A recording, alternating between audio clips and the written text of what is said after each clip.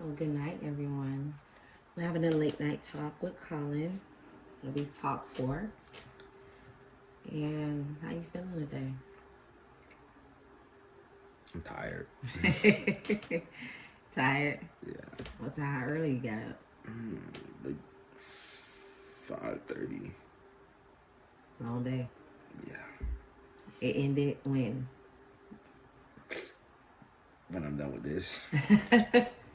Whenever I finish with this, then that's it. Work never stop. So we were just gonna talk on a topic on you and how you have been doing lately. You know, we all know this is your senior year. It's a lot going on. Very busy. But lately, what has been taking or nagging at you lately that you have been noticing in an overall perspective? Because there's a reason, a motivation behind everything and a reason behind every talk. I have to say, I probably have to say like one thing that bothers me, and it's not something new. It's something that always bothers me. It's just like this society as a whole. Like it's so messed up. Like it's so like out of order. Like even not saying that it's an order that society should go in, but like it's just a lot of things being done that shouldn't be done, or that people know is wrong yet still do it anyway. It's a lot of things going on like that. I mean, killings, other things like I have to say like some of the choices people make, like not necessarily even killing, just like as a person, seeing people do things that they know they shouldn't be doing, and not even that I know, like it don't have to be somebody I know. It's just like in general, like to see people out there, like on social media. yeah, like especially social media. Social media is probably like one of the worst things ever created in society. Like it has its pros and it has its cons, but it has a lot more cons than it has pros. Mm. Society, I mean, social media, obviously it helps you get yourself out there and things of that sort, but it also just demolishes people as a whole. It just, tears people down. Because social media, a lot of people now, especially in this generation, which is like one of the worst generations I've ever like seen in my life. Like hearing about past generations and all that things, that sort. This generation just like tops every generation. It's just the most disobedient people I've ever met in my life. I So like with social media and like they have no remorse for anybody's feelings. Like they don't care about how people feeling. All things like that, and they say whatever they feel they want to say, not necessarily saying they can say, but like they feel like they can say that, which isn't right. It's like in a way, like social media is a cause of a lot of things that go wrong, that go bad. Like people, not even just people, businesses, you know, all types of things that just go bad.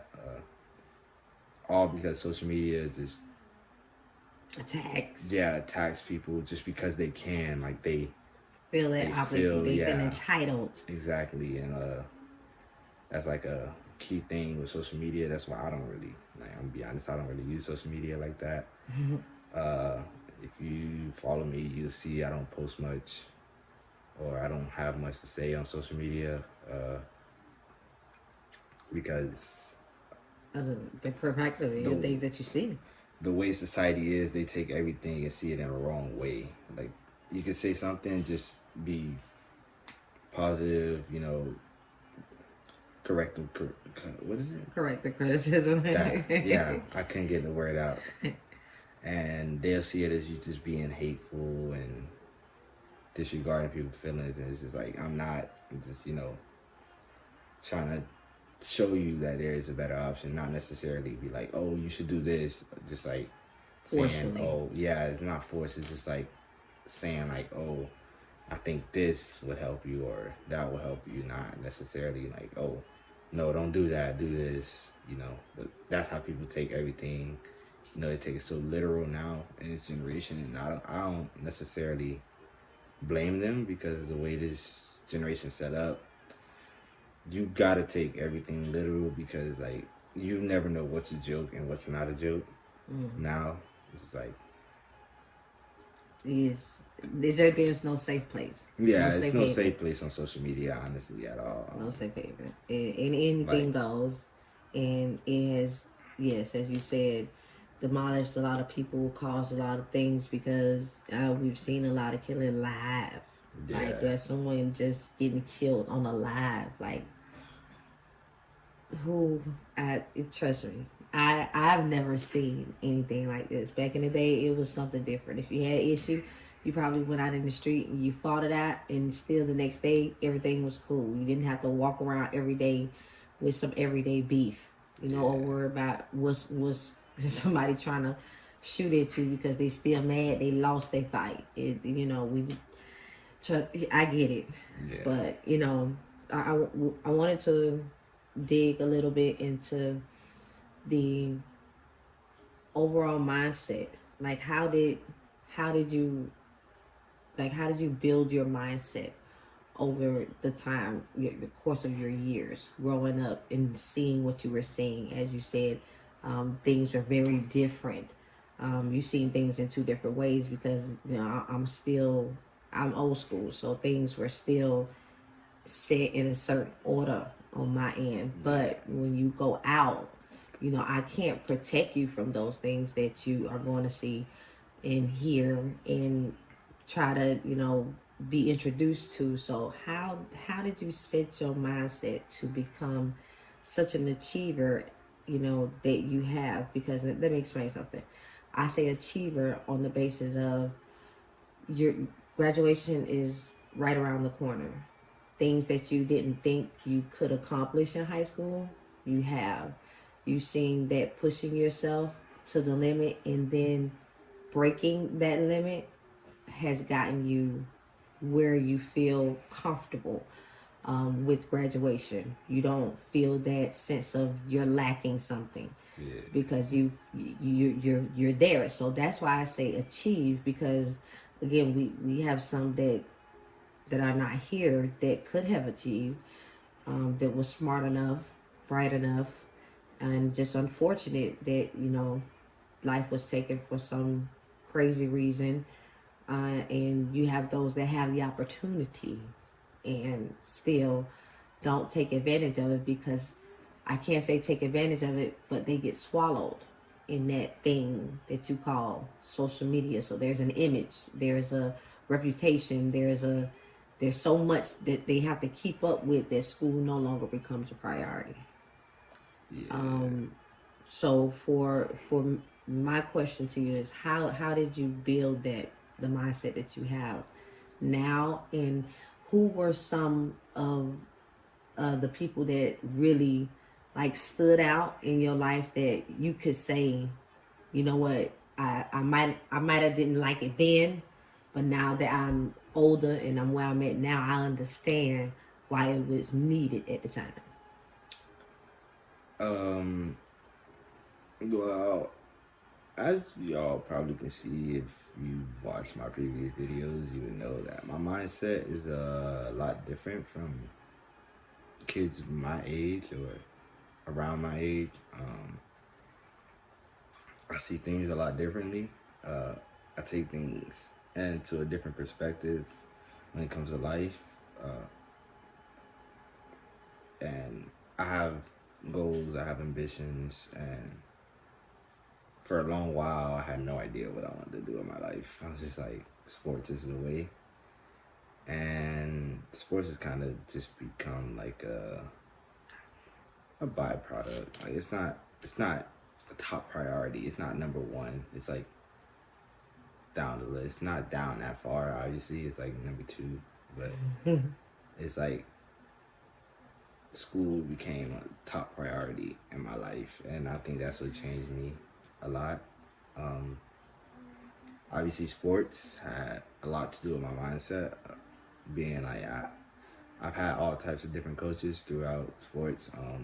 I have those who see the best in me outside of sports and in sports.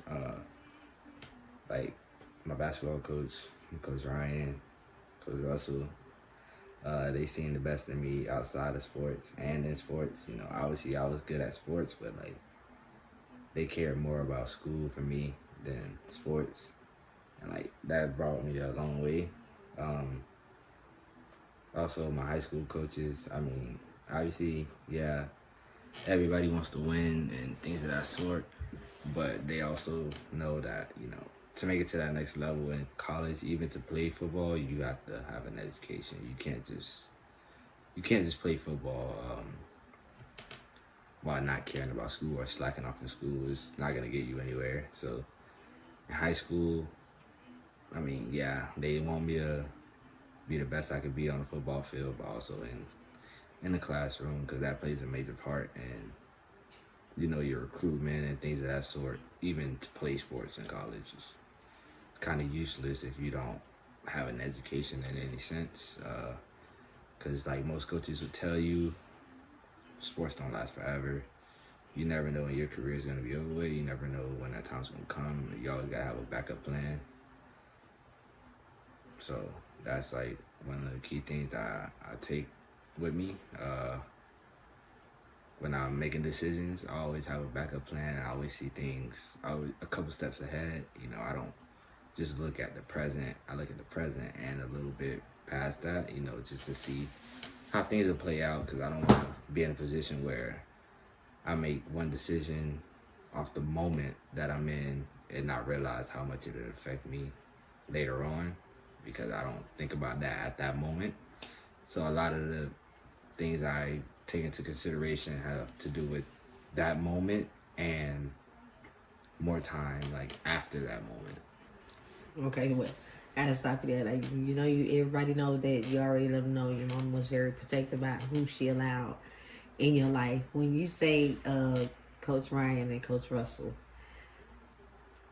you were how old, in what grade when you started? When I started playing basketball with Coach Ryan. I was in fourth grade. You was in fourth grade, and at the time, your personal life, you would say, was a little in shambles. My personal life wasn't exactly a highlight reel at that time. It was all over the place. I don't even know how to explain it. It's just like it was life. It's just life a little earlier than a child should witness.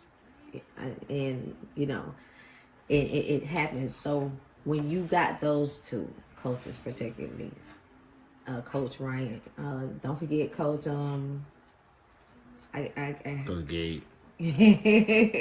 I thought y'all call him Coach Ting. Coach Chong, okay. You got him and Ryan first. Yeah. So with things being a little shandle in the personal life, there was probably a little resilient in you, because you were facing some things that, as you said, you at that age shouldn't have been experiencing, but it was just life. Yeah. What was it that they gave to you, because you played until 8th grade year? Yeah, 8th grade. 8th grade year. So you played for 4 years with them. Through those 4 years, there was some good and bad times, but what you can share the good and the bad, so you can get to understand, who and what you were learning from. But how did you take that with you? Like you said, you took it with you, but what was it that you took with you? Well, first off, Coach Ryan took me in like I was his kid. Like, he took me in like I was his child. Being that, certain circumstances in my life weren't at the best, and he understood that completely. Kind of took me in, outside of basketball, just as a person in a personal relationship. We had that, and that relationship was like on another level. It was like a father and son relationship. You know, he understood where I was coming from, and he understood the frustration. You know, the times that I had. You know, I could be resilient because I mean I was young and I ain't really. I understood, but you know, you know something, but you don't know all of it. You know, and he understood that, so he was patient with me. You know, and we got real close, and you know, he also taught me just to be a better person outside of sports. You know, he didn't see like sports as like a main priority. Like I said earlier, it was just a byproduct, and he cared more about making us better men than winning or basketball in general. His main goal was more to make us more men than sports. You know, sports was, like I said, once again a byproduct. He cared more about us growing into being good men than sports, and there was some tough times, you know, yeah, that you probably didn't agree on things, but he took the time to explain to you, even though you were still frustrated at the time it was being explained to you. You know, was that the time that you grew, that you had to think ahead of what's going to happen to me if I make this decision now? Yeah, especially in basketball, you know, you have to learn how to control yourself in basketball, mainly in basketball, because you know some things can happen in the midst of a game and it cause a certain reaction you don't want to have, but you know it's inevitable. It's gonna happen to you at some point in your life. Like if you play basketball, it's gonna happen. It's just the way it goes. You're not gonna agree with what the ref says or what he calls. Sometimes you might not even agree with your coach or what he says, and all those things have consequences. You know, if you decide to rebel against, everything has a consequence for your action, but you have to understand that that was your decision to act in that manner, and it could have been costly to you and the team, more so the team than you. I mean, obviously, yeah, you were mad at the moment, or you had those emotions at that moment, but you don't know, it could have cost your team a technical foul or something and gave them 2 free buckets to secure the win. You were down like 1, then they got 2 free buckets, now you're down 3, puts you in a harder position. Now you kicked out the game, you can't even play, so you can't help your team in any way. And you also just cost them points towards the game. So, that's where you gotta learn to, hold your composure, because that can affect you in the long run more than it can affect you in that time being. Like in high school and basketball, you get ejected out of a game, you miss like 2 weeks. 2 weeks is detrimental. That's like 5-6 games. That you miss out on. Yeah, that you miss out on. Then that's 5-6 games your team missing you. They could really need you. There could be moments where they really need you to be in the game and you're not there. You gotta watch it from the side, and you'll understand like how I feel afterwards when you have to watch it from the side and you can't do anything about it. It's just that really sound like you know how that feels. Yeah, that really tears your soul from inside. Like injuries. I had an injury. Sophomore year? That's when it was. Sophomore year, at the beginning of the year, I got injured the day before a game. The ankle injury, sprained ankle. I missed about half the season, 7, 8 games, 9 games, or something like that. And that was tough to watch. You have to sit there and watch them play. You see what your coach seeing. Because like you never really understand what the sideline's seeing, because you in that moment. But like when you sitting on the sideline, it's easier to understand what's going on. But that was hard to just sit there and watch my team. Even in those tight games that ended up in losses, that was even tougher, because you know. You felt like you could have contributed if you would have just been able to play. Now, you know, with Coach Ryan, he was still he's a church going man, and there was just certain do's and don'ts. Like, give me I wouldn't say it's funny, but this is when you kind of realize that he was serious. You know, he could be that funny guy. He could be that, you know, we can hang out, learn things. But when y'all used to go traveling, because this experience I have to get, when y'all used to go traveling playing basketball, and you would have to get on the highway to pass the cemetery, what would he do? All right, so yeah, when we used to pass the cemetery, every time we got on the highway and passed the cemetery, everybody had to be quiet. Yeah, it was a moment of silence. It's like it was like the Pledge of Allegiance when they say, "Oh, now we here for a moment of silence." Yeah, we had to be quiet. He turned the radio off. It was just everybody was just completely silent as we drove by. Right there, you know he was serious. Yeah, at that moment, it was like it's just thing we just knew because like. He didn't even have to say it. We just did it because like we knew that we had to be quiet. Because listen, if you in a car with somebody and they listen to music and then all of a sudden they turn the radio off right next to a cemetery, it should kind of tell you something, you know. In a sense, it lets you know that you need to be quiet. So after that one time, you know, everybody from that point on was quiet at that moment. Yeah, it was no talking during that. That drive. It wasn't no like we didn't have like a teammate that actually said something or disrupted that moment, so I don't really know how that experience would have went. But we never had a teammate to do so we all understood that. And respected that. Yeah, we all respected that. So. And for Coach Russell, you know, he came in a little at the end of, you know, your traveling time. How did he give an impact? You guys still communicate as well, right? Yeah. Well, I think he was a little more. He was more of the roar in your face when he got there. Yeah, he was. Coach Russell was a little different, you know. He saw a lot of potential in my basketball skills that I wasn't really showing, you know, because. For some odd reason, you know, I was the tallest person on the team in 4th grade and then the shortest person on the team in 8th grade. That happened, so I moved positions every year. I just got shorter and shorter down the list. 4th grade, I was a center. 8th grade, I was a point guard. So that he got there when I was in 7th grade.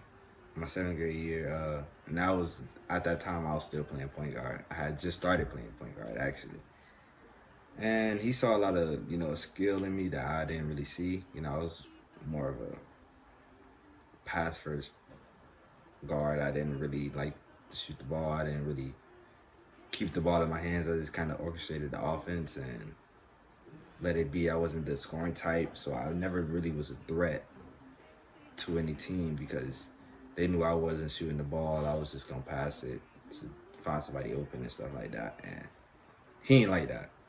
He ain't like that at all. He wanted me to be a threat. He wanted me to score the ball, you know, because that opens up the floor for everybody else. Then I could do what I really do, you know, pass the ball, all that stuff. You know, I can do that if I'm causing havoc on the court, you know. If they got to guard me too, then it's basically 5-on-5 at that point, you know. If they ain't got to guard me, then it's 4-on-5, pretty much, because I'm just out there. But yeah, he wanted me to be a threat, and he helped me a lot towards that, becoming a threat. Offensively, defensively, I won't say I really need that much help because that was like my key thing. I mostly focus on defense. If you know anything about sports, you know defense wins championships, offense wins games. So you gotta have some good defense regardless. If you want to win, you know you can score or you won't, but if you can't stop the other team from scoring, it's just gonna be a battle of who scored the most. So he really he brought that person out. Yeah. That was pretty much already in there. It's just the confidence level at the time was kind of like, you felt comfortable with the position that you were in. So, but for some, if you feel comfortable in a position, you can't expect to get anything higher, because if you don't think high of yourself, in a sense, then you can't produce what you want to be. You settle for what you are, which is like I believe it was Steve Harvey said it. He was like, you got to be comfortable with being uncomfortable, and that's just in life general. You know, when you just in life besides sports, there can be situations where you gonna feel uncomfortable. There's always gonna be a situation where you feel uncomfortable. And you gotta be okay with that. You gotta understand, like, oh yeah, I'm gonna be uncomfortable here. There's something different. And it could be for the better of yourself, but you just won't realize it until after. just follow the process. Yeah, you gotta be fine with being uncomfortable, just in life generally. And then you played your football. At Palmetto, we started at Palmetto and Optimist, and we ended in Goose. And that was an experience for you, because I'm just gonna put it in the whole overall wrap. How did that experience make you feel? I hated football. From Palmetto to the time I quit, I hated football. I loved the game when I first started, and then like I said, you have some good coaches, you have some bad coaches. Obviously, at that moment, I had some bad coaches who didn't see the potential I had. They just, there's those coaches that has favorites, or they show favoritism in a way. And at Palmetto, that was one of those moments. I had a couple coaches, actually, the whole coaching staff. To be honest, they had their favorites, and like I said, in 4th grade, I was one of the biggest kids. I had a growth spurt early. That's what happened, and I was one of the biggest, fastest kids, and they just didn't use me in any way.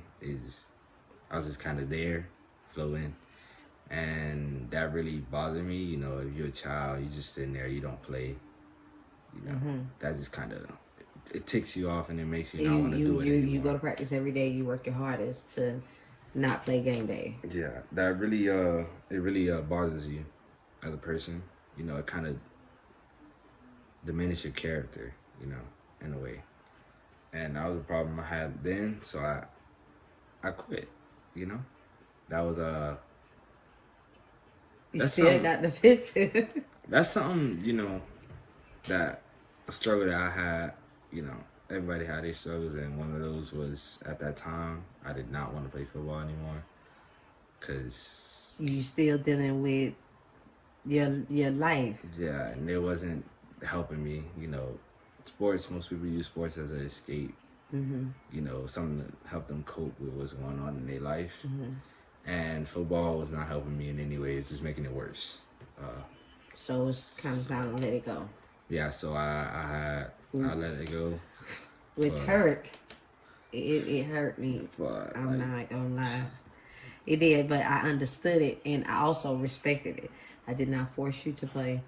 That's when you found basketball. I knew nothing about basketball. I did not like basketball, but because it was something that you were interested in, I said, hey, let's go.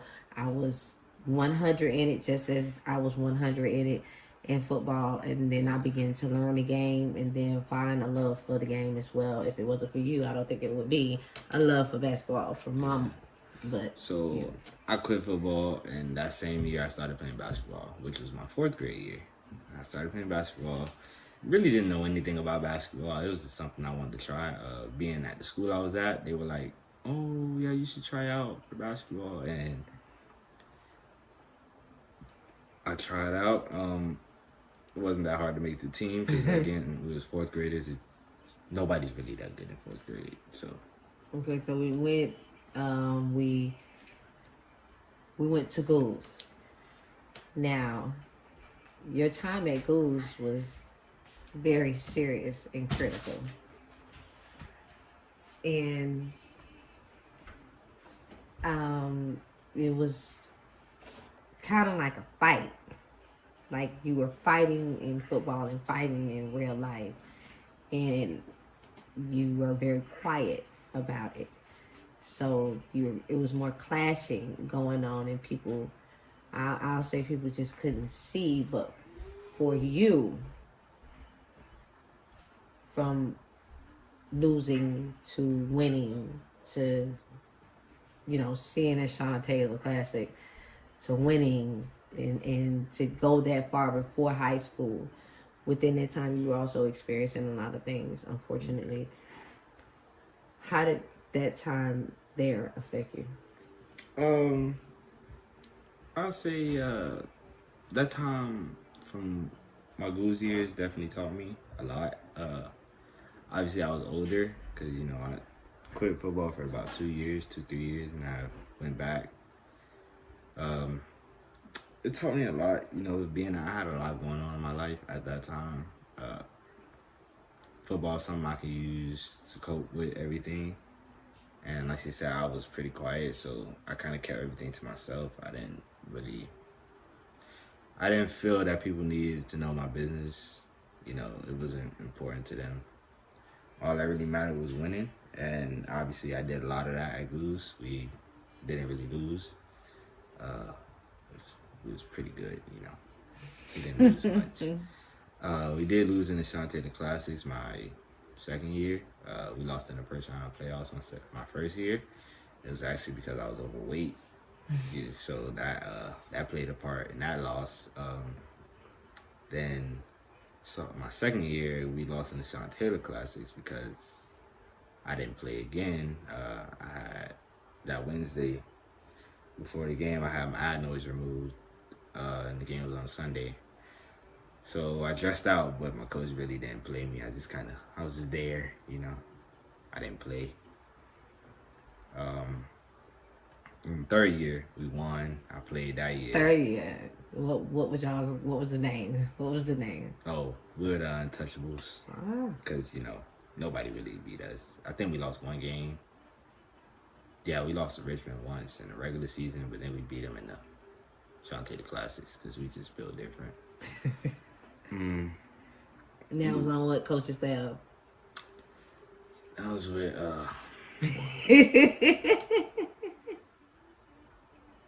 that was with Patrick Terry.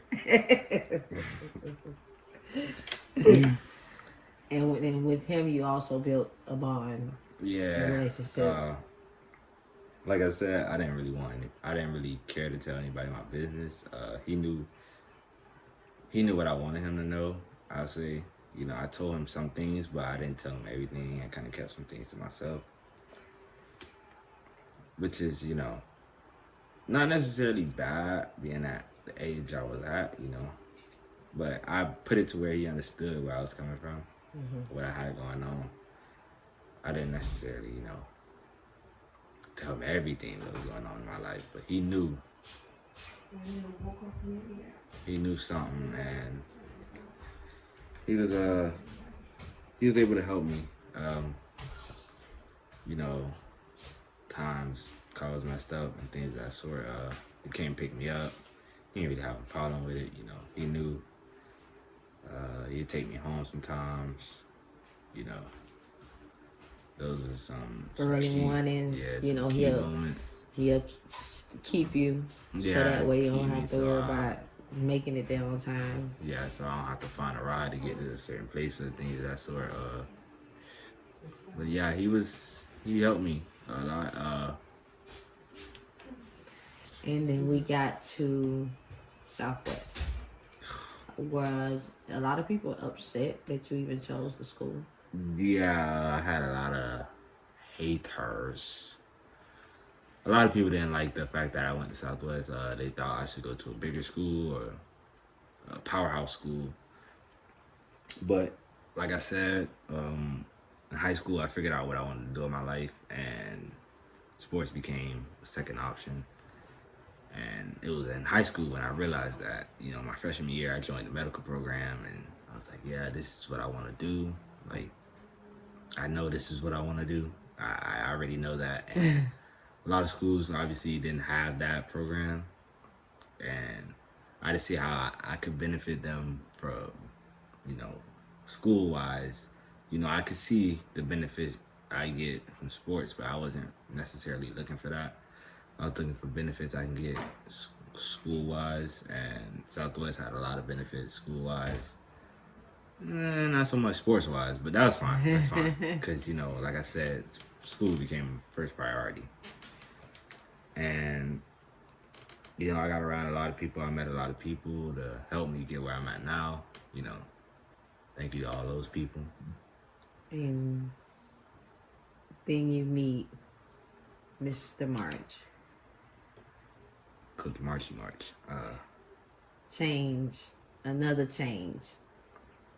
Yeah, that's my man's right there. That's big homie. Like I said, he's in a way he's similar to Coach Ryan, because he kind of took me in as his kid too. And like I said, he's seen the potential in me outside of sports, and that kind of separates my coaches. That split line is coaches that see me outside of sports and coaches that see me really just majority in sports. He was one of those coaches that seen me outside of sports. He cared more about academics than he did sports, and I think that's definitely what drew our bond closer, because I was more about school, and he was like, I need athletes who were more about school, and I was one of those athletes. Being that I was already good at sports, but I cared more about school than sports, and he understood that, and he appreciated that. So our bond got real tight. We talked all the time. On and off the field. Yeah. School and home. If you ever needed, he was gonna hit you up, call you, see what was going on. And at that time, again, things were clearing up in your life, and he still saw things that you didn't have to even mention. That was very unique, because we just gonna say he would see things that he have seen before. Because we don't want to be too specific or think anybody of any kind of sort of favoritism, but he could kind of see transparent. You were transparent to him, and when he said to not worry about something, you didn't have to worry about that, and you knew, and you felt comfortable with knowing that you didn't have to worry about that. Focus on what he needed you to focus on. And this year you tried to show some love back in the same effect that he showed to you. Regardless of how small or how big it was the thought, like you say, is the thought in the respect of understanding and knowing. Like you say, people who just know and still just do wrong, don't care. Yeah. Now you have a unique. We gonna just last on this one. Our last one. A unique coach came in your life this year. Something different. Something a little grisly. Coach Graham, man. That man will burn the hell off your chest if you had some. I'm done. Listen, he was a coach that seen you in sports, but a lot of the times what people don't see behind the scenes, he let you know that, the best teams in the nation, you go to any school with the best teams, you ask them students, them players, and you ask them, how many Fs you have. You probably get 0.1% say, I do. Because, it's a different type of environment. Winning teams also have student athletes. Like, his main thing is student athlete, You're a student first and you think you're an athlete. And that was a big problem with our team. There's more students than student athletes. And that could possibly be a reason we lost a lot. Can't put it past him. He has a point. You know, if you discipline in class, you're gonna be disciplined on the field. So a lot of our problems came from being disciplined in the classroom first. You know, that's something we've been working on. But he one of those coaches. He a little old school. He gonna tell you about yourself. He gonna let you know. You know, he not gonna sugarcoat it, baby you, and treat you like your mama would. He gonna let you know. He one of those coaches. He gonna tell you what's right. He gonna tell you what's wrong. He gonna tell you what to do and what not to do. And at first I was like, no, this is not gonna work. Even though I didn't have much of a problem because, like I said, I'm a student athlete. I'm very disciplined.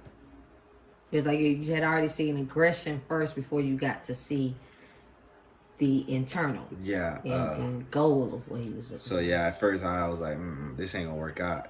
I'm about to just go to offense because I don't have time to deal with this because he's a defensive coordinator.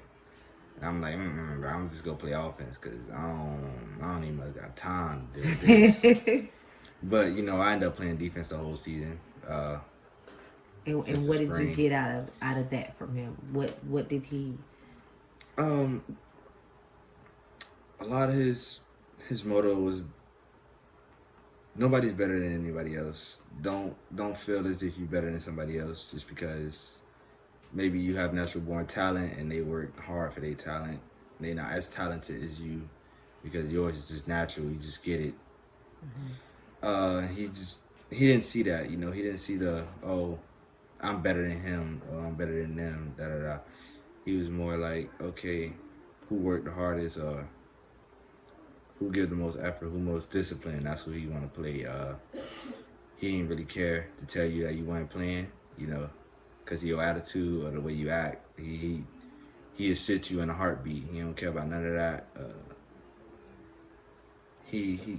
And after you guys, you seen who he was, did it give you a more thrive? Like, did it open up your eyes a little bit more to be more perspective to seeing what he was seeing? Yeah, definitely. I understood where he was coming from because there are some kids that you really need to give them a reality check because they really think they God or something. They think they that top tier, and they need a reality check because there ain't nobody at Southwest got 5 stars next to their name. Nobody in that rank. So I know we was gonna have a raw conversation. You done said some very raw things, and I'm like, he was one of those coaches that let you know. Is he really going in? Like, I'm gonna need you to tone it down and act like you got 0 stars. Okay. You still got a lot of work to do. I tried to keep my calm, but from beginning to end, I mean, you just been as raw as possible because that's how he is. He one of them coaches that let you know. You good, but you ain't no 5-star. You ain't no 4-star. You ain't no 3-star. No 2-star. You ain't got a star next to your name. Like I'm gonna need you to act like you don't got no star next to your name. You could be good. There could be some hidden talent that they ain't seeing. But if you acting all cocky about it, they ain't gonna never see it. You gotta stay humble. You gotta stay on. Cause don't cross that one. Yeah, cause they ain't gonna never see that talent. You feel me? If you can't get your act together, they just cause he ain't gonna play you. You just talented. Yeah, you gonna be talented for no reason Yeah, you good and all, but like your attitude is not gonna work. It's just not. You ain't gonna get to no college and no college coach. He gonna send you home. You gonna go home. You ain't gonna last. And that's what's needed because that's what happened to a lot of them. They go up there with that perspective thinking, that they can carry the attitude and then get that reality check late.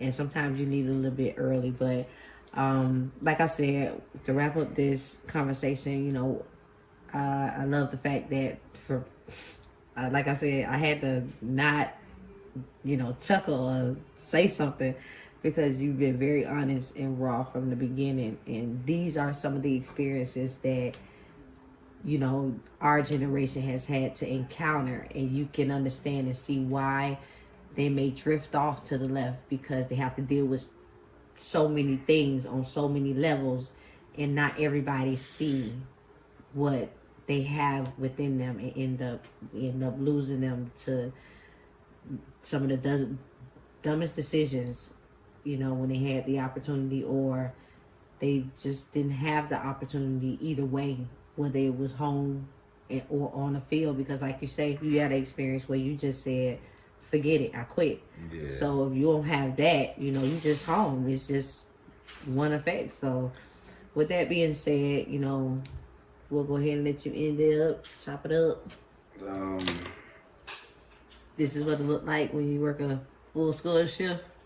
Yeah, what I say is, before we end this, just stay humble.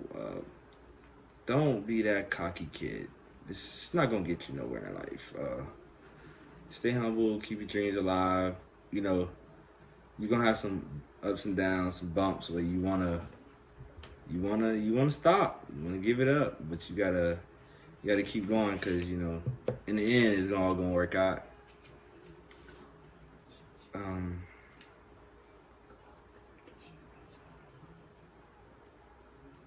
And you should be doing something later in February, right? So yeah, later in February, I'm trying to get it all planned out right now, but I'm planning to do a closed distribution later in February, around like 2 weeks in, around that time. The plan is to have a closed distribution. I gotta get all the details figured out, but that's the goal. I'm gonna try to get that done, because, you know, why not? You know, just, you gotta give back. You receive, you gotta give. Or to receive, you gotta give. You know, so that's something I got in the works. I'm trying to get done, and yeah, I keep y'all up with the details. You know, when I get everything figured out, Address and everything. Yeah, but that wraps it up for the day. Till then. And we out. Time to get some sleep. Get some sleep. Get you 8 hours of sleep. I'm telling you, it's good for your health. Yeah, you speaking. Yeah.